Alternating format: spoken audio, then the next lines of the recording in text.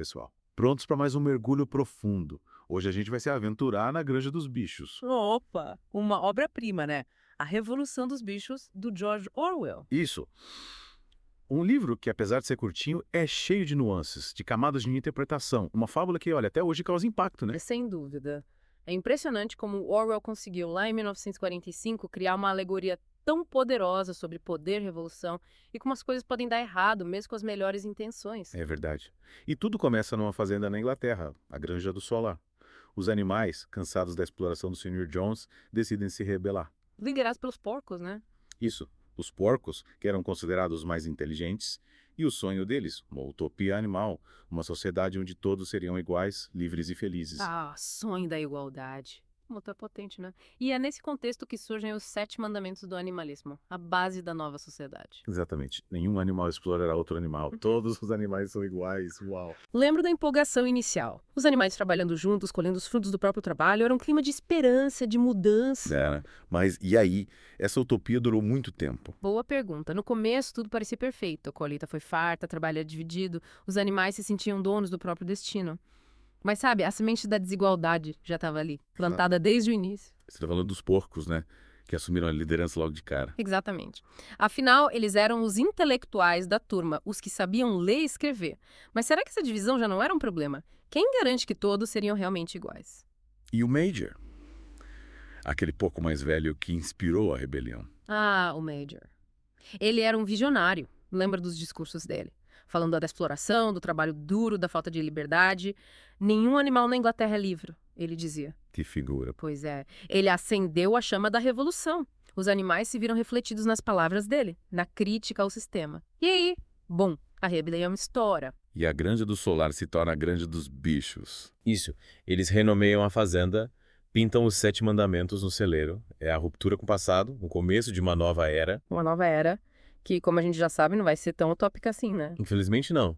É aí que a figura do Napoleão entra em cena. Ah, o Napoleão. Um dos líderes da Revolução. Mas bem diferente do Bola de Neve, né? Totalmente. Bola de Neve era mais idealista, sonhava em modernizar a granja, construir um moinho de vento, já o Napoleão. É autoritário, ambicioso. Exatamente. E ele foi, aos poucos, concentrando o poder em suas patas, Lembro dos 9 filhotes de cachorro que ele treinou. que viraram seus guarda-costas. E eram usados para silenciar qualquer um que discordasse dele. A coisa começou a ficar feia. E o Bola de Neve? O que aconteceu com ele? Durante uma assembleia, o Napoleão ordena que os cães o ataquem. Nossa, O Bola de Neve foge da granja e nunca mais volta. que reviravolta. E a partir daí, A partir daí, Napoleão se torna um ditador. Impõe sua vontade, muda as regras do jogo. E os 7... os mandamentos começam a ser distorcidos, reinterpretados. E quem entra em ação para explicar tudo isso? Garganta, o pouco propagandista, um mestre da manipulação. Com aquele jeitinho eloquente dele, né? Convencia os animais de que tudo que o Napoleão fazia era pro bem da granja. Mesmo quando era óbvio que não era. É a propaganda, a mídia controlada, distorcendo a realidade para favorecer quem está no poder. Uma tática que, infelizmente, a gente vê até hoje, né? É verdade. E aí, o que acontece com a Granja dos Bichos depois que o Napoleão assume o controle total? A gente descobre na próxima parte do nosso mergulho. Fica ligado! E aí, pessoal, de volta para a Granja dos Bichos. É isso aí, mergulhando de novo nesse universo criado pelo George Orwell. Na primeira parte, a gente viu a utopia dos animais se transformando num regime autoritário. Comandado pelo Napoleão. Exatamente. Mas e os outros animais? Como eles lidaram com essa opressão? Teve resistência. Alguém se opôs ao Napoleão. Ótima pergunta. A gente vai analisar alguns personagens que mostram as diferentes reações à tirania na granja. Começando pelas ovelhas. Ah, as ovelhas, lembra delas? Yeah. Sempre repetindo slogans como 4 pernas bom, 2 pernas ruim. me questionar. Ah, elas são recrutadas como seguidoras fanáticas do Napoleão. Tipo hipnotizadas pela propaganda. Exatamente. Elas representam a massa crítica, que aceita tudo que lhe é imposto, sem pensar, sem questionar. Esse é um perigo, né? A gente vê isso acontecendo o tempo todo na vida real. Total, a manipulação, a desinformação. É por isso que a gente precisa ter um olhar crítico, questionar as coisas, buscar diferentes fontes de informação. Isso, Sansão. O Sansão, que personagem? Ele sempre me emocionou. Trabalhava sem parar, acreditando que estava construindo um futuro melhor. O Sansão é a cara da classe trabalhadora. Forte, leal, mas explorado e manipulado. Lembra dos lemas dele? Trabalharei mais ainda e Napoleão tem sempre razão. Mostra bem a ingenuidade dele, né? A fé cega no líder. E a morte dele. É de partir o coração. Triste demais. Depois de se esforçar tanto, ele fica doente, velho. E o que o Napoleão faz? Vende ele pro matadouro. É um exemplo cruel de como um regime totalitário descarta quem já não serve mais. E o Benjamin? Aquele burro velho e cético. O Benjamin, ele representa um intelectual cínico. Observa tudo com desconfiança, mas não se envolve. Por que será que ele não fez nada?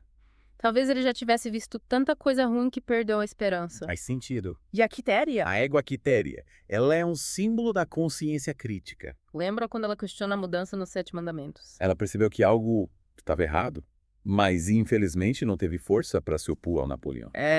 E o Garganta, o mestre da manipulação. O Garganta. Ele representa o poder da propaganda, distorcendo a verdade, molgando a opinião pública. Convencendo os animais de que viviam num paraíso, quando na verdade estavam sob uma ditadura. Exatamente. E o pior é que a gente vê isso acontecendo até hoje. Políticos, empresas, usando a comunicação para manipular e enganar. A revolução dos bichos é um alerta pra gente, né? Total. Nos mostra a importância de sermos críticos, de questionarmos tudo, de buscarmos a verdade. De não sermos como as ovelhas. É isso aí. De volta para a última parte da nossa imersão na Granja dos Bichos. É isso aí. E aí? O que a gente tira dessa história toda? Qual o grande legado? Bom, a Revolução dos Bichos é um clássico por um motivo, né? É um alerta, um sinal vermelho piscando sem parar contra os perigos do totalitarismo. É verdade. Vimos como Napoleão, com aquela lábia toda, manipulou os animais com a promessa de um futuro incrível, de igualdade. Mas, no fundo, queria só o poder para ele. Exato.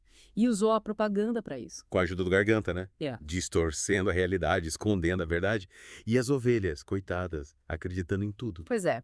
Orwell foi genial em mostrar como a manipulação, a desinformação, o controle da mídia, tudo isso é ferramenta poderosa na mão de quem quer poder. E o medo.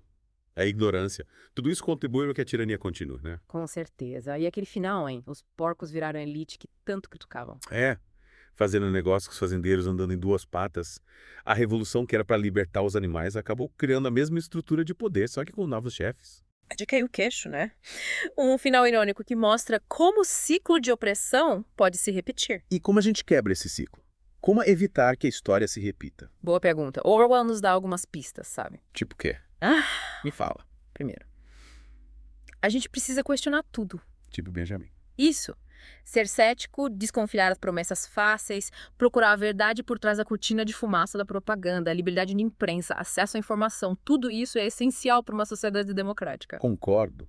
Buscar diferentes fontes de informação, formar nossa própria opinião, sem se deixar levar por discursos bonitos ou por líderes salvadores da pátria. Exatamente. E segundo, defender a liberdade de expressão. Com unhas e dentes. Isso. O direito de discordar, de ter uma opinião diferente, de debater, a pluralidade de ideias, a tolerância. Sem isso, não tem democracia de verdade. Na Granja dos Bichos, quem discordava do Napoleão era silenciado. Ou pior. É verdade. Censura e intolerância são inimigas da liberdade. A gente tem que lutar para que todos possam se expressar sem medo. E tem mais alguma coisa que a gente pode aprender com essa história? Terceiro, a importância da união, da colaboração. Lembra como os animais estavam unidos no início da Revolução? A força deles estava ali na união, mas a desunião, a ambição, o egoísmo, isso tudo os enfraqueceu. O Sansão que o diga, né? Coitado. Se dedicou tanto, mas no fim foi traído por quem ele confiava. A história do Sansão nos mostra que a força individual, sozinha, sem união e consciência coletiva, é facilmente manipulada. A gente precisa se unir, criar redes de apoio, lutar junto por um futuro melhor.